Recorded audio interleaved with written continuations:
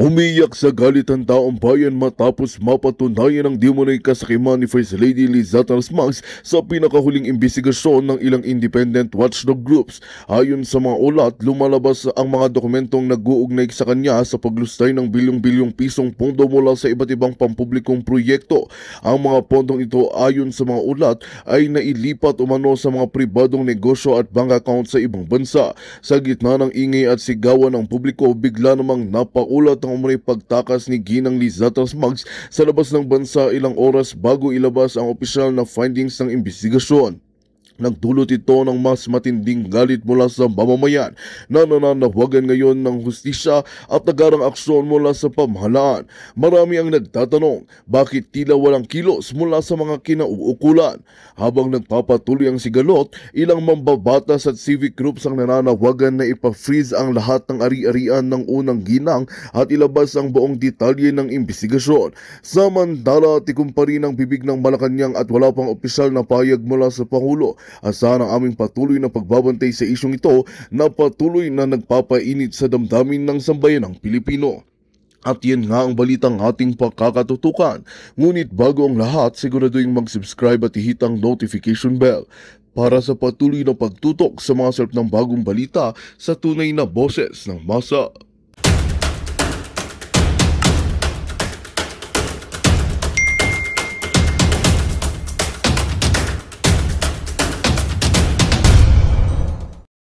Niya, yung mga binibintang na kaso sa kanya ay hindi niya ginawa whatsoever. Pero isa lang, let's leave the kaso dahil hindi naman tayo eksperto para talakayin yan. Pero isa lang ang nakikita natin dito.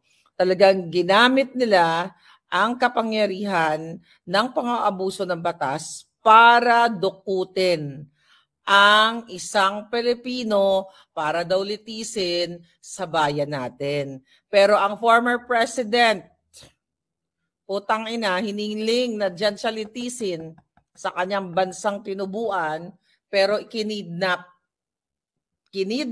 ng bangag at ipinagkanulo dito sa ICC. Kaya nga nandito kami ngayon. So nakita niyo pala ngayon difference. Walang consistency at talagang kitang-kita mo ang bangag ng gobyerno na gagawin ng lahat. Sinasabi sa inyo na kailangan ipatupad ang rule of law, kailangan pantay-pantay, dapat managot si Arnie dito dahil nagkasala siya, na ganito, na ganyan. Kailangan idukutin siya doon sa Timor-Leste para ibalik. Si Pangulong Duterte, yun din ang bato nila na may kasalanan sa paglabag sa karapatang pantao, chuchu, it's the same thing. Pero ipinagkanulo sa, sabi nga ni Attorney Vic, ay naglalaway na mga banyaga. Nakita niyo ng difference? Hindi ba lahat ng mga sinasabi ng ating mga informants o mga puting ahas dito ay nagkakatotoo lahat? Ganon kapikon itong mga bangag na ito. So may nagsasabi, Harry Roque, maghanda ka na, ganyan. So I believe na-explain naman ni Attorney Harry Roque yan yung sa kanya. Well, I think ang European ay kayang magpasakop sa mga ahas at mga bangag na gagawa ng illegal, okay? Na kahit nasa tamang proseso ang application ni Attorney Harry Roque dito sa Netherlands, I don't think, para lang sa akin, I don't think na itong European na to ay ipagkanulo ang isang tao na humihingi, ng proteksyon ng bansa dahil pwede siyang gurgurin ng bangag na gobyerno. Ang Timor-Leste kasi sa ibang usapin, okay, nasa Asia, medyo mahirap din na bansa.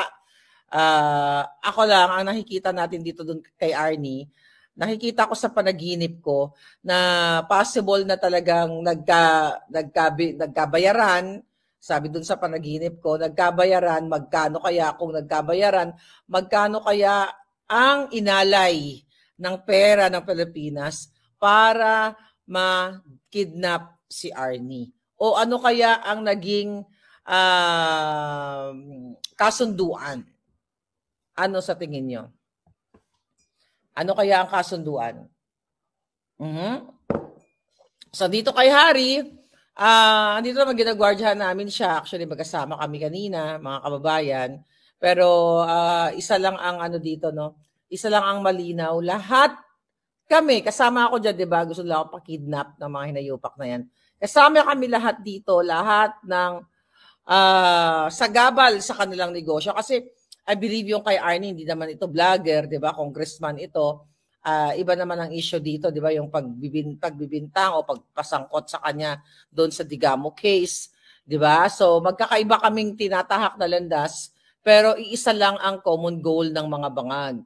Lahat ng nakasagabal sa kanilang smuggling business, lahat ng nakasagabal sa kanilang gambling business, state-sponsored, lahat yan ay kanilang tutugisin ng illegal. It's the same thing na pagtugis nila at pagpapakulong nila actually kay Colonel Grijaldo. Na today, kahapon dyan sa Pilipinas, May 29, ay nag-apply na nga siya ng habeas corpus para, questionin itong House Committee na ito na bakit hanggang ngayon ay pinakulong, yung Huwad Committee na yan, hanggang ngayon ay nakadetine si Colonel Grijaldo ng illegal. Diba? Lahat yan. Dahil sino ba si Colonel Grijaldo? Isa lamang siya sa Pilipino o police na nagsalita ng katotohanan. So, yan mga kababayan. So, ang question dito, yung kay Arnie, babalikan natin kay Arnie Teves, sa part niya, nakakatakot talaga. Kasi pwede siyang lasunin dahan-dahan, di ba? Pwede siyang, kunyari, papalabasin nila. Abangan na lang natin yan. Kunyari, papalabasin nila, nabuang si Arnie, tumalon sa ganito. Diyan magaling ang bangag-bangag administration. Balikan uli natin nung pinlay ni Agent Morales yung video na may kausap siya, di ba? Was that? Basta yung kausap doon, yung kausap niya doon sa CCTV. May kausap siya sa phone, di ba? Na inaareglo si J.M. Morales na wag na lang umattend sa Senate kasi kung hindi, ipapagorgor ni Lisa Tanas at ang kasabwat dun sa sinasabi sa video ay si James Kumar. Right? So hindi imposible. Okay? Hindi imposible na papalabasin nila na pag nakalapag na si Arnie Teves sa Pilipinas, hindi imposibleng kunyari naggorgor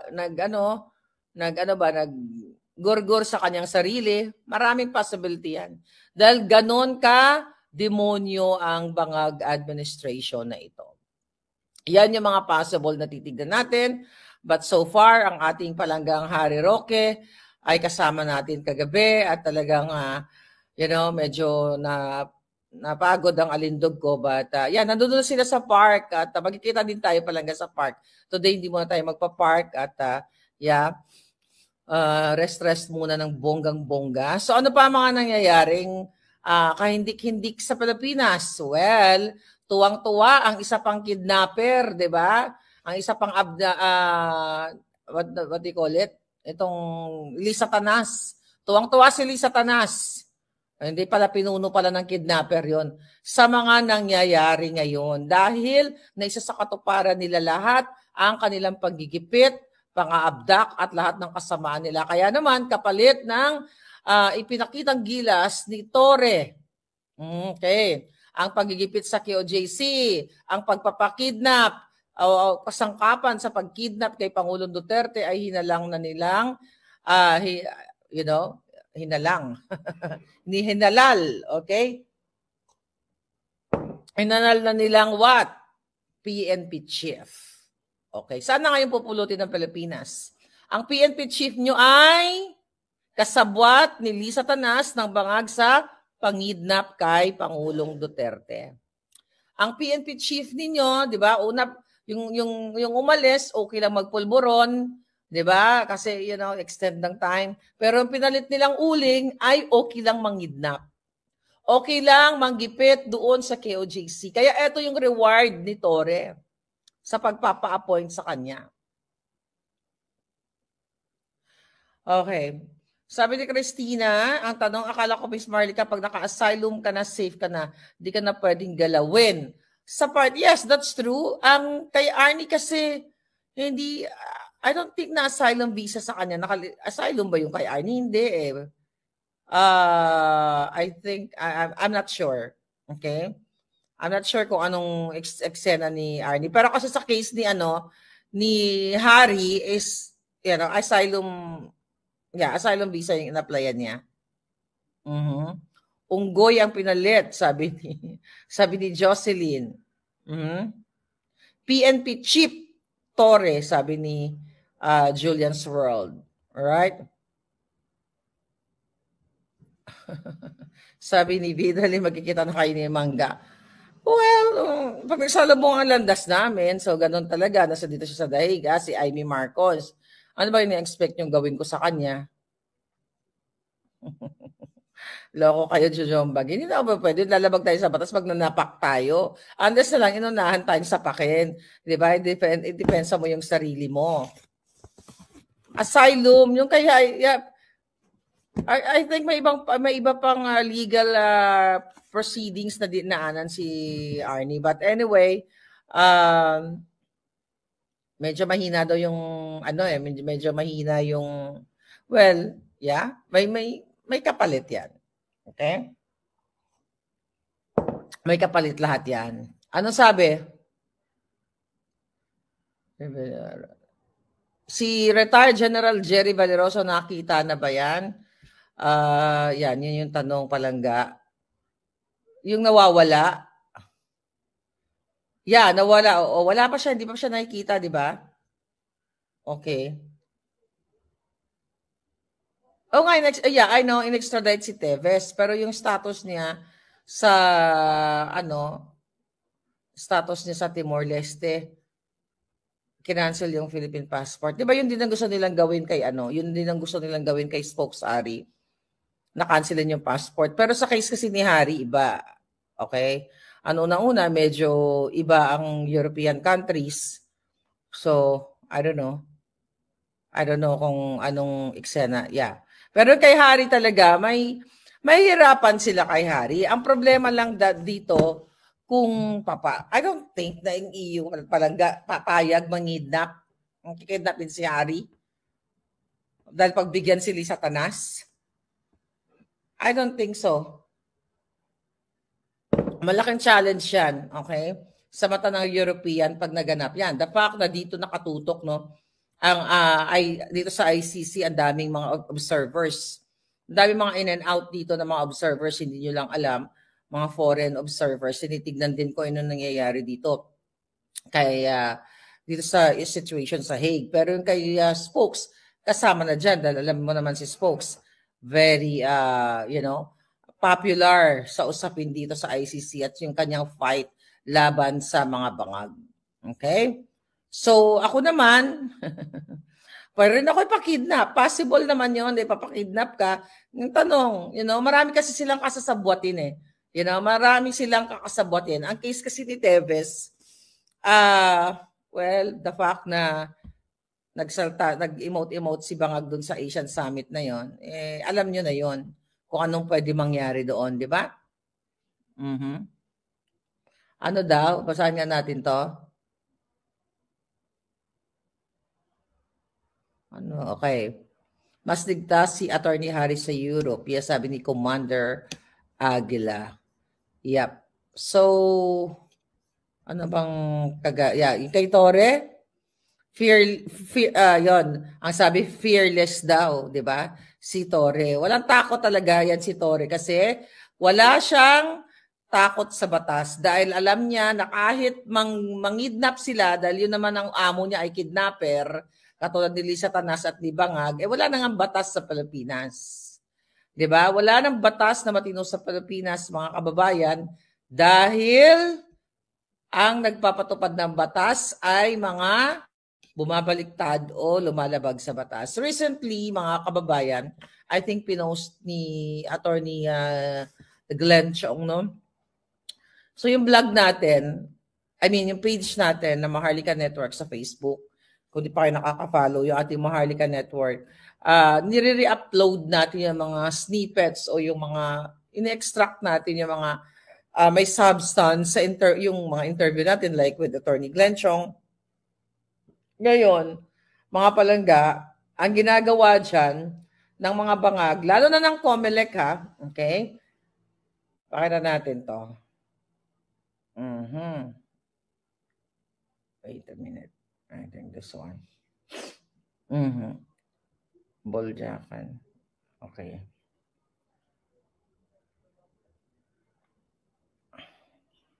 Tignan natin to. Attorney Glenn Chong. Oh, wow. So, eto.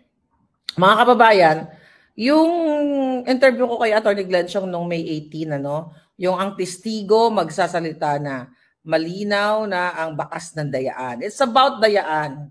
So, noong May 26, nasa eroplano ako, 26 ba? Yeah, I think. Ang ginawa ng Facebook, mga kababayan, flag niya yung ating, ba't ganyan? Okay. Flag niya. Ngayon, ito ang nangyari dito. Yung interview ko kay Attorney Glenn Chong ng May 18, ang sinasabi ng Facebook, May 26, your video is unavailable in the Philippines. So, ibig sabihin, yung particular video patungkol sa dayaan ay hindi mapapanood kapag ikaw ay nasa Pilipinas. Why this happened, sabi ng Facebook? Because of a legal request from Commissions on Election. Philippines, sabi niya, elections in the Philippines, we have to restrict access to your video. Your video, ayan o, nakita niya ba, is unavailable. Ayan o. Your video is unavailable in the Philippines. See why. Alright. So mga kababayan, hindi talagang lahat ng mga importanteng issue sa buhay ninyo, katulad na lamang ng pagtatalakay namin ng mga isyong dayaan, ay hinaharangan nila. So ang tanong, ano kaya ang gagawin ni Attorney Glenn? Kasi sinend ko to sa kanya at pinost niya. Ang sabi ko ni Attorney Glenn, sadyang hindi kaya ng COMELEC na harapin at sagutin ang issue ng malawakang dayaan sa halalan. Ang 17 plus million overvotes for senators na exactly divisible by 12, both the total and the overvotes per precinct in 94,000 plus precincts nationwide. Ang 5 million votes na kinaltas nila sa mahigit 39,000 na kandidato in 15,001 precincts nationwide. Kaya sabi ni Attorney Glenn, they resort to removing the video exposing their fraudulent operation.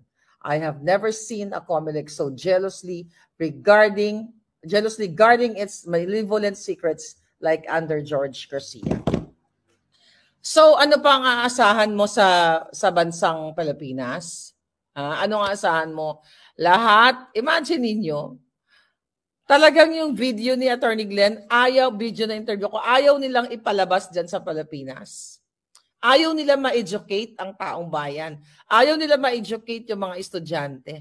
Ayan, mga palangga, puntahan nyo yung Facebook ni Attorney Glenn Chong. Follow nyo na lang din siya. So lahat ng pag-speak up natin dito pinipigilan. It's like ginugurgur ka. Kaya, di ba, no wonder nag-resort sila sa pag-hire ng assassins para gurgurin ako. Kasi tinatry nila yung best nila para gurgurin ang mga Facebook. I think kay Sasban, ang alam ko, 2 days, birthday yata ni Sas. Happy birthday again, baby girl, Sas. Enjoy your special day. You know, your special day. Every day is your special day. So ngayon yung kay Sas ay ginurgod din yung kanyang Facebook. I believe hindi pa nakakabalik. Nakabalik na ba palangga? Hindi pa. Tignan mo nga. Si Sas. Ngayon, ang sa akin naman, tatlo yung Facebook page natin. Maharlikan Travel, Maharlikan News, Boljakan. So, si Spokes Harry, nung pinost niya yung, wala pa rin yung kay Sas, nung inano niya, ginampal niya si Boying Remulla ba yun? Yeah, si Bonjing Remulla. Yeah. Nung kanyang, hi Maui, you're here. Princess Maui, mag-ingat ka kung saan ka man naroroon. So dahil ginampal ni Spokes Harry Roque ng ebidensya, ang DOJ na nagpakalat ng fake news na si Spokes Harry daw ay 3 ang passport, whether 2 or 3. So napakasinungaling, di ba? Then recently, kahapon dyan, ang DFA nagsalita na hindi totoo na 3 ang valid passport ni Harry. So isa lang. So nung sinagot ni Harry yan, mga kababayan, shinare ko yan. Nireshare ko yung passport niya, yung canceled passport niya. Yung kay Harry, hindi siya nabigyan ng violation kasi personal na yun eh. Ako, binigyan ako ng violation ng Facebook kesyo daw ay private, private information, which is true, private information, pero nag-explain na ako sa Facebook, nag-appeal tayo na mismo yung owner ng passport na yon ay pinost niya for clarification dahil sa fake news na pinakalat ng government authorities. So I hope ma-retrieve natin ma-reverse yung result doon sa kanilang pag-flag sa ating Facebook. So imagine nyo, tina-target talaga ang Facebook ni Maharlika. Lumipat ka man sa kabilang Facebook, sa kabilang page, ay talagang tina-target ng mga walang hiyang ito. Napakasimple lang naman kung bakit tina-target nila ang mga katulad ko. Kasi totoo ang sinasabi natin dito. Dahil ulit-ulitin ko sa inyo mga palangga, kung hindi totoong authenticated bangag, Addictus Benedictus, si Bangag Jr., bakit hindi pa rin nagpa-file ng case silang dalawa ni Liza Tanas against me sa Amerika, dahil doon dapat siya mag-file, yung inaakos akong pangingidnap ni Liza at ni Bangag gamit ang kapangyarihan ng gobyerno. At ang pagsisinghot na authenticated singhot. Right? So ganun nga, Ultra Ludon, talagang galit na galit kay Spokes Harry. Ang balita pa nga namin dito, mga kababayan, na everyday naman, hindi naman bago na naglalasing si Liza Tanas, galit na galit kay Harry Roque at kay Maharlika. Dahil unang-una, si Maharlika ay pinatrending ang butod-butod, mudlo-mudlo, putot-putot niya. More on butod. At naman si Harry ay isinabuhay. Isinabuhay ni Harry yung butod-butod. Kaya naman sabi ng mga palangga dito, talaga nakakatawa. Kaya naman galit na galit si Liza Tanas dahil nga sumikat nga naman siyang butod-butod, right? No wonder, talaga ipapagurgur kami noon. 'Di ba? Do you think takot naman kami, 'di ba, na ipagurgur? Di maggurguran na lang pag dumating ka sa point na 'yon. Pero syempre mag-iingat ka dahil ang mga kalaban natin ay kayang mag-hire ng eroplano para dukutin ka. Tignan natin ang tama. Pero mga kababayan, ganun sila kagalit. Sabi ko nga kay Harry kagabi, kaya mapadalan tayo ng gorgorista dahil sa mga sayaw-sayaw mong butod-butod. At may choreography pa daw kami dito. I don't know sino magko-choreograph sa amin. We'll see, mga kababayan. Yes, yung naunang chief pro pulburon, yung pumalit mukhang pulbura, sabi ni Dens. True. Kaya lalaki nag-alok ng 10 million para itumba si Comelec. Totoo ba to? Gawa-gawa na naman siguro to ng mga bangag. So ano sabi dito? Tingnan natin dito Para gorgorin si George Garcia. Dapat yan gorgorin ng batas. Panagutin, di ba? Panagutin yan, i-impeach yan si George Garcia. Anong sabi dito Isinampa ng DOJ sa Mandawi City RTC ang kasong paglabag sa RA 11479 o Anti-Terrorism Act kaugnay sa Cybercrime Prevention. Anong tawag dito? Nakasaad daw sa impormasyon na isinampa sa korte, pinost ng akusado sa kanyang Facebook account na may 10 milyong pabuya sa makakagurgur kina Comelec Commissioner George Garcia, Gwendolyn, may mga ganito. Batay sa naturang post, meron din naman ng 5 million reward sa sino mang oh my God. Yung nagsabi nito, I don't know kung totoo ba ito, pero well, hindi maganda naman talaga yon. Kailangan sila ay magurgur ng batas. Okay? Dahil huwag yung dungisan ng inyong kamay sa mga demonyo. Diba? Imagine nyo yung mga magaganda yung kamay, gugurgur lang kayo ng mga walang hiya. Ayahan mo silang magurgur ang kanilang sarili sa pag-overdose ng pagiging addictus benedictus. Tingnan natin. Si Dilima pala, protector of the people. Sabi ni Dilima ang pag-appoint kay Torre. Dahil ito daw si Torre ay protector of the people. Wow! Baka protector of the hayop. So kita ninyo ang pag-twist ni Dilima.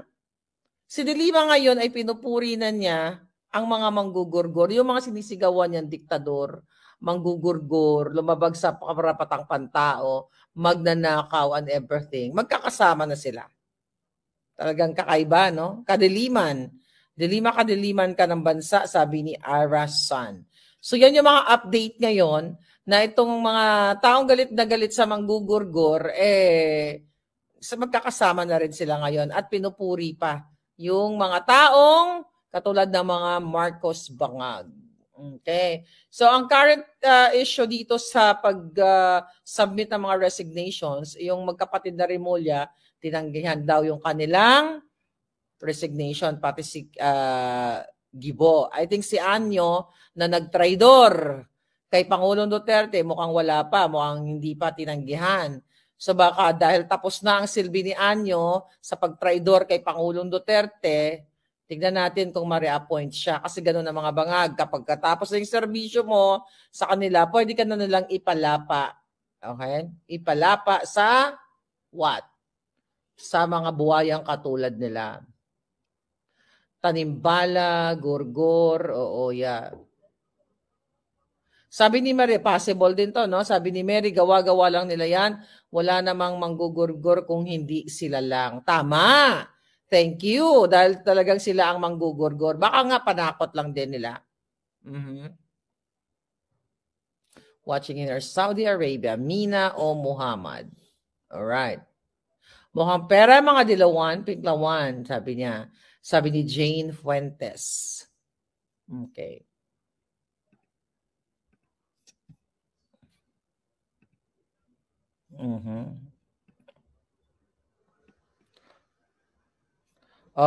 According naman dito sa impeachment ni Inday, tignan natin, no? Nakahanda na ang Senado sa impeachment trial ni Vice President Sara Duterte na sisimulan sa June 2. Pero ang alam ko, reset nila ng June 10 ba? 11. Okay, pero late na yata itong balita na to. So nakahanda na ang Senado sa impeachment trial ni Vice President Sara na sisimulan sa June 2 kung saan inaasahang babasahin ang articles of impeachment na kinapapalooban ng mga ibibintang sa kanya. Muling magbabalik ang regular na session ng Kongreso sa June 2 sa ganap na alas 7 ng hapon, Chucho. Pero tignan natin kung matutuloy pa yung impeachment ni Inday Sara dahil what? Okay? Magandang balita ang hatid namin sa inyo ngayong araw. Sa pagtatapos ng aming balitaan, nagbigay kami ng mga mahalagang impormasyon. Maraming salamat sa pagtutok at pagsuporta sa aming programa. Huwag kalimutang manatili sa mga susunod na araw para sa mga bagong balita at mga kwento na dapat nating abangan. Mula sa Boses ng Masa, magandang araw, Pilipinas!